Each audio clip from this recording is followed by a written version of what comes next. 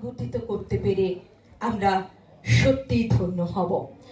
ভবিষ্যতের এই ছাত্রছাত্রীরাই আমাদের আশা রাখছি তোমাদের কাছ থেকে। চলুন আজকের এই সংগীতে সরকার তার প্রাপ্ত নম্বর 684, জেলায় 7ম। এরপর জেলায় 7ম সাইফুল্লাহ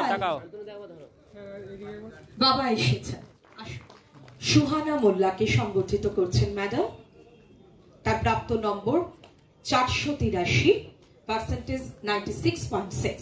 তারপরে আপনাদেরকে আজকের দিনে যেভাবে সোশ্যাল মিডিয়ার যে ইনফ্লুয়েন্স, তার মধ্যে দিয়ে তোমরা শুধু পড়াশোনার উপরে মন দিয়ে এত ভালো একটা রেজাল্ট হয়েছে উচ্চ মাধ্যমিকে, যেভাবে আমাদের জেলা স্টেটে ফার্স্ট হয়েছে, এটা আমাদের খুব গর্বের ব্যাপার। আমরা আশা করব আগামী দিনে আরো ভালো রেজাল্ট তোমরা করবে। তোমাদেরকে দেখে যে নতুন প্রজন্ম রয়েছে তারাও ভালো রেজাল্ট করবে। সেভাবে এসপি সাহেব বলেন তোমাদের এখানে থেমে থাকলে হবে না, তোমরা একটা অলরেডি একটা মডেল তৈরি হয়েছে। আগামী দিনে তোমরা যারা 10th পাস করেছে তারাও যেন নিজেকে আরো প্রমাণ করতে হবে, ভালো জায়গায় যেতে হবে।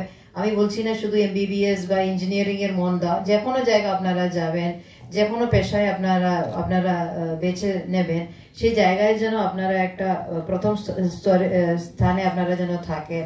এবং আমাদের পূর্ব বর্ধমান জেলাকে শুধু না, আগামী দিনে আপনারা আমাদের বাংলাকে, আমাদের ভারতবর্ষকে আপনারা গর্বিত করবেন। আমি এটুকু বলি, আমি আরেকবার আপনাদের সকলকে ধন্যবাদ জানিয়ে আমার বক্তব্য শেষ করছি। নমস্কার।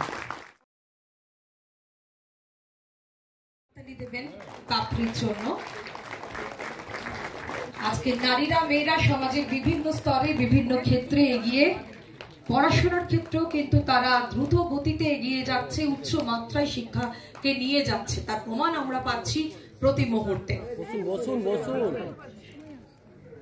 এরপর আমি ডেকে নেব ময়ূখ বসু। ময়ূখ হাততালি হোক। ময়ূখ বসু প্রাপ্ত নম্বর 687, জেলায় 4র্থ। এরপর আমরা এটার একটাই কারণ যে তোমরা যেটা কৃতিত্ব অর্জন করেছো সেটা আজকে বর্ধমান জেলাকে গর্বিত করেছে, এবং তোমরাই কিন্তু তোমরাই ভবিষ্যৎ। তো তোমরা অলরেডি প্রুফ করেছো যে তোমাদের মধ্যে সেই মেধা আছে, সেই মনন আছে, যেটা দিয়ে তোমরা আগামী দিনে শুধু জেলা নয় রাজ্য বা দেশকেও গর্বিত করবে, এটাই আমরা আশা রাখি।